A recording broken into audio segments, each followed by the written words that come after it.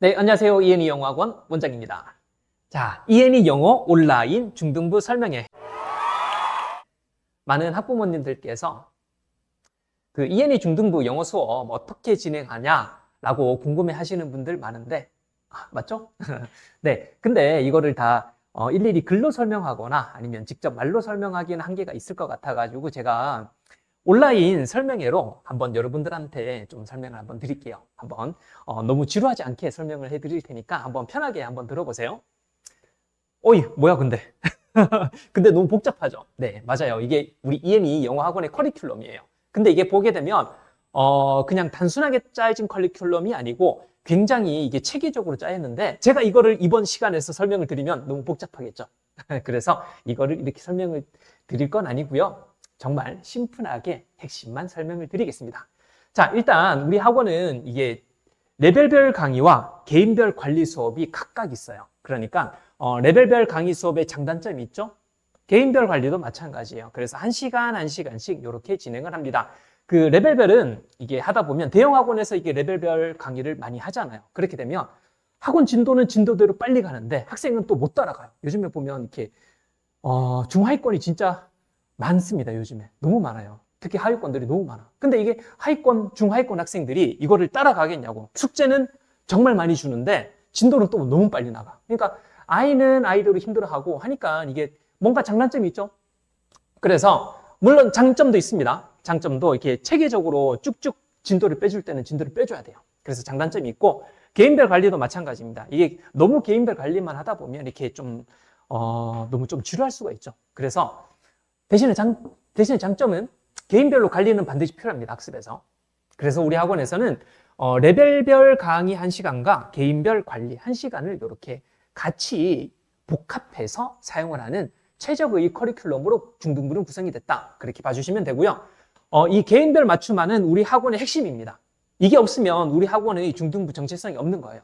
정말 이제 우리 학원의 가장 큰 장점이 뭘까라고 했을 때 100이면 100명의 학생이 다 다르거든요. 사정도 다르고 상황도 다르고 그리고 수준이라든지 속도도 다 달라요. 근데 이거를 무조건 똑같이 막 이렇게 이게 요즘에 안 된다고요. 그래서 우리 학원에서는 이 개인별 맞춤화가 정말 중요한 차별화인데요.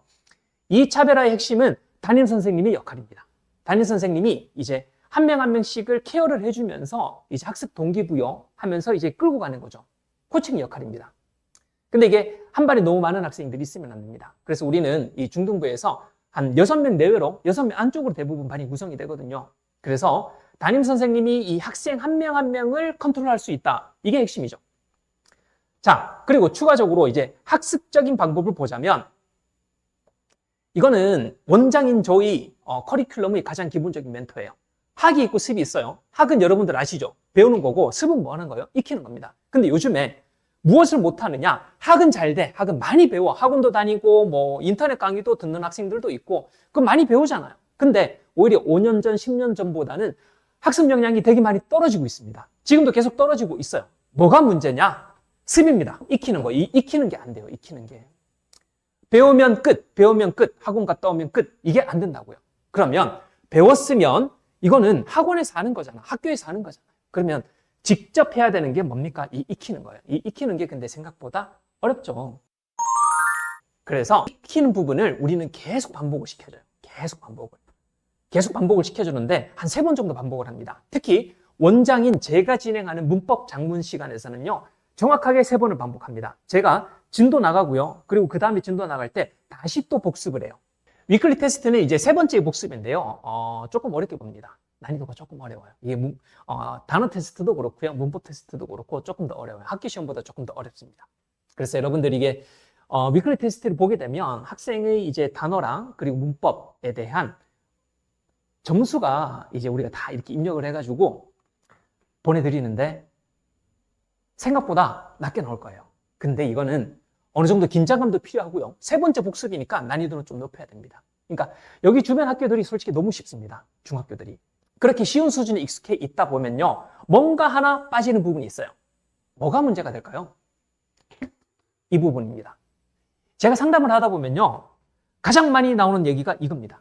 중학교 때 우리 아이가 90점 밑으로 떨어진 적이 없습니다. 근데 고등학교 가니까 70점을 맞아왔어요. 65점을 맞아왔어요. 이거는 상상도 못한 점수인데 왜 그런 문제가 생겼을까요? 중학교 때 중학교 과정만 계속 공부를 한 거예요.